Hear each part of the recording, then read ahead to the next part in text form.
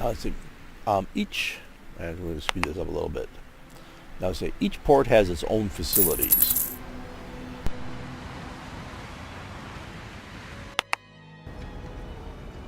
New York, for example, is one of the places there's an upgrade dock where you can upgrade your ships.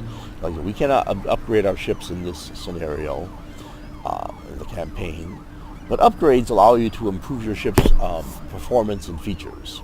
The first performance upgrade is basically your choice between upgrading your engines, go faster, or your maintenance facilities so you can repair faster. Most of the time I'd say that making your ship move faster will pay better, because faster speed, more cargo you can deliver. But sometimes you know your ship is going to need maintenance, you need repairs more often, and cutting down on the repair time gives you effectively more money. So we have a high-paying penalty trip down to Georgia ports. We have another one like that, and then this one. I know we're going to New Orleans eventually, but there's none heading that way. So I want to take this little trip down to Houston and make money, even with the penalty. I'm heading to New Orleans anyway, it's got to be nearby. Yes. Trying to maximize the money we make on this adventure. And there we go.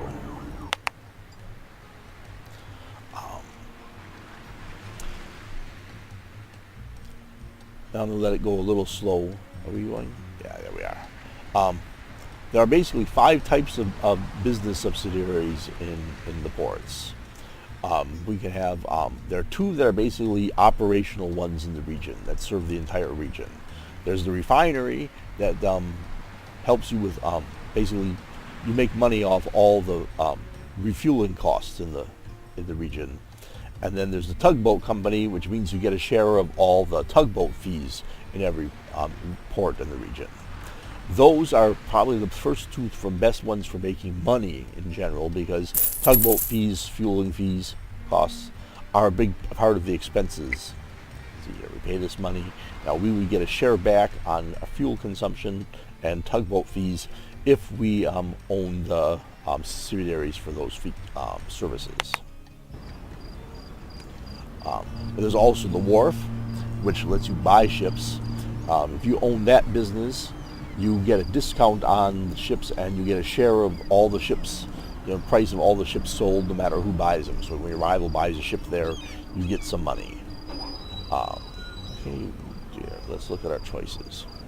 Well, Havana is on the way. We're going to, not directly, but pretty close. So I'm going to go and take those 1. We're not going back up to Halifax. And there's there's some to Houston, but I think we're going to choose Havana as a close path. Refuel here, head out.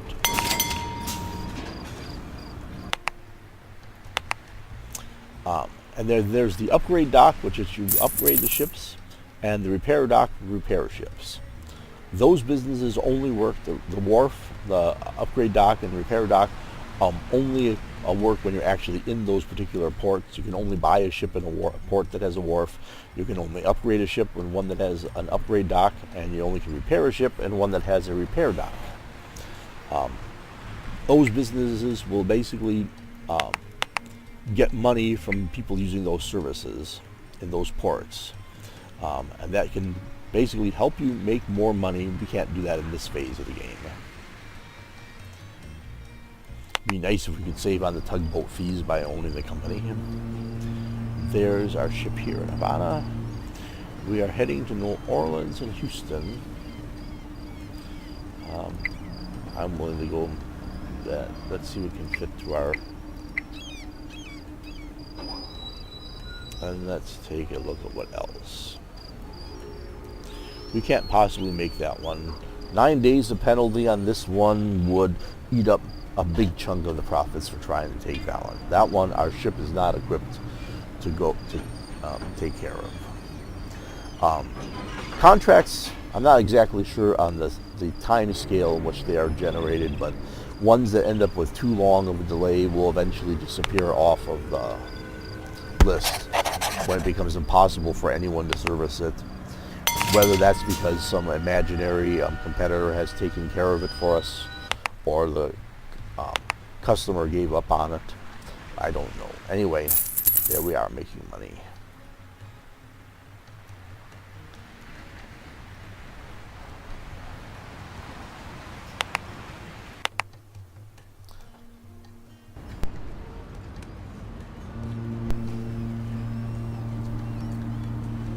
Now, there are more kinds of cargoes than the ones that we are seeing in this phase of the game. I mean, here, New Orleans only ships antiques. Most ports actually have multiple sorts of cargo that they can, ship out. So different places will find, you'll have basically a wider range of choices. Let's see, we're going to Houston for as much as we can carry. Then I have to decide if I'm going to commit to after Houston, and I think I won't pick any. I'll see what we get when we get there.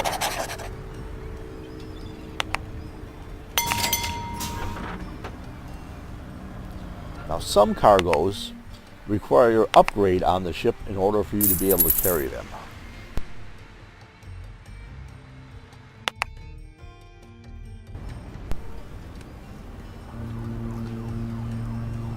See, this port has toys and furniture.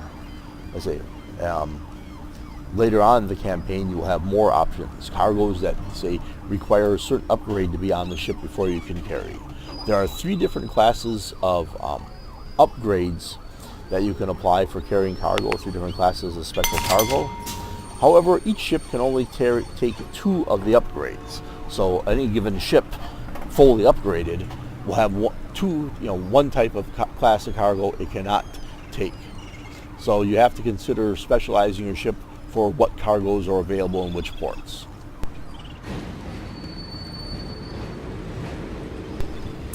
All the special cargoes also pay more, which means that having the upgrades and matching them to the ports means you will make more money. So, New Orleans,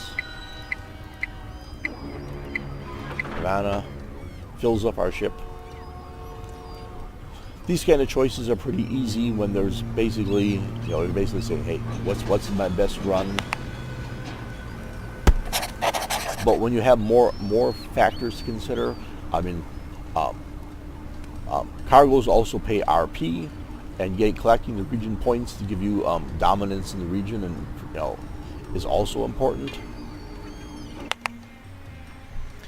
As you gather up control of the ports, locking your competitor, locking control down of a region will get you money from the services from that port, and also give you the benefits from controlling the region. So if your competitor tries to operate in your region that you have dominance in, you'll be making money off of their shipping, and that is definitely a plus. The monopoly effect, the fact that once you achieve only one company, can have majority in the region, means that it pays to try and maximize, dominance in a region, which means trying to run your ships for more RP. And often the highest RP cargoes do not pay as much money. So it's one of life's trade-offs. So you commit to Georgia. You want to commit to going to New York and Halifax. Now, not that we're going to do it, but let's say we wanted to go down to Manzanilla. We would basically be committing that we're going to taking this one contract for $849,000 instead of all these ones that pay quite a bit more that are closer. But if we wanted to go and run on the West Coast again, we wanted to try and build our dominance up in that region, we would have to take that trip over that direction. I'm going to commit to continuing north, though, and to Halifax. Because we're just trying to make money. But if we are also trying, that pays a little bit. know what? I'm going to skip the fueling because that's about double the minimum. I know some of the other ports are minimum. I'm sure we're pretty good on money. I'm going to do a little pause and take status. Oh, okay. All right.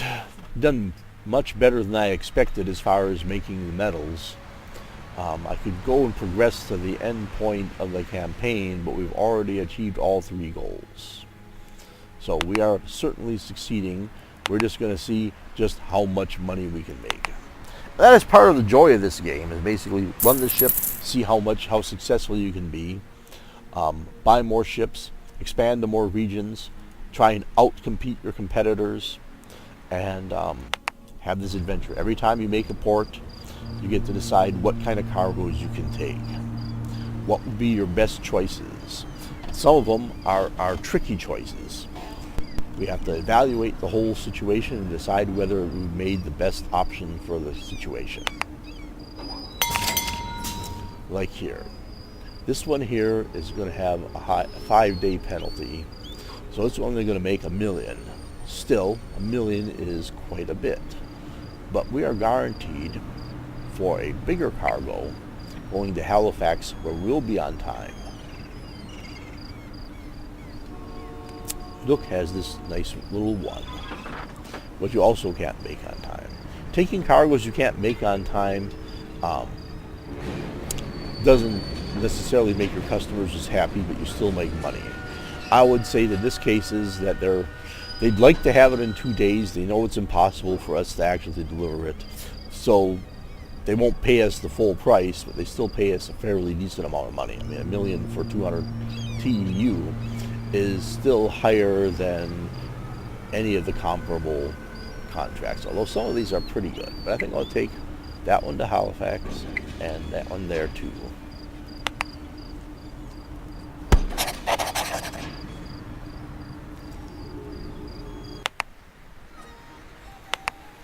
And speed it up a little bit.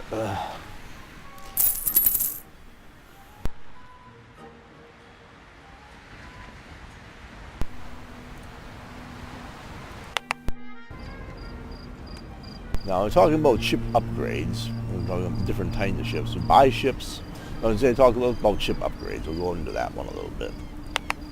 I'm going to try and do this fairly quickly. So we're going to Halifax. We're going to New York. So we are committed to going that direction. We could take a little side trip back to Havana, but I think I'm going to commit to northern. Okay, this is better to Quebec.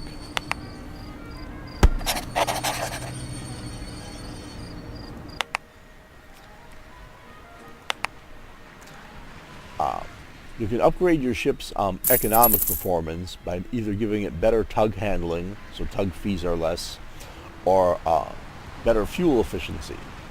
Now, fuel efficiency, also reduces your costs, but it has a secondary benefit, is that the range your ship can go between, ports, the furthest range you can travel, is greater. There are ports that our ship cannot make it to. Now that we're in New York, I'm going to be able to basically. So we're going to Halifax, and we can do this one back down to Georgia afterwards. And that one we have plenty of time to make, so there's no reason not to take that one too. Okay. Now I'm going to show a little bit of anything. There, I clicked off the destination. Now I'm going to do a selection. Now, here, we can't make it that far. Our fuel capacity is not great enough. So we can make it to Havana. We cannot make it straight to Manzanilla, straight to Los Angeles, straight to Honolulu. But if our fuel efficiency was high enough, possibly we could. Boosting our fuel efficiency might give us a longer range. I'm going to go back into the port with this contracts list. This is also useful. This is always useful for popping up where we're going to go to. Select Halifax. That was where we're going to go. And just drive there. This lets us see things. They also have other reports. We can't look at them in this case because they aren't relevant to the scenario. We have a ship report that can look at the status of our ship. information about all of the ships in our shipping company, the whole shipping line overview, the status of the company, how well we're doing, how much money we're making, how well the other companies are doing, cash flow, evaluation of our money, and sabotage. I'll address sabotage a little bit more in a moment.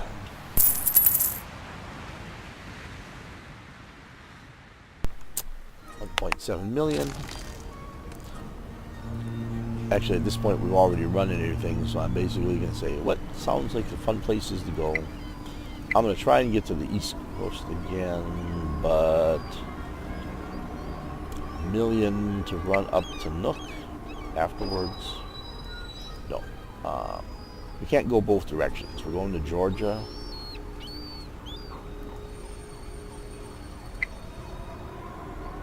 I want to try and run to the West Coast again, sorry. West Coast again, no.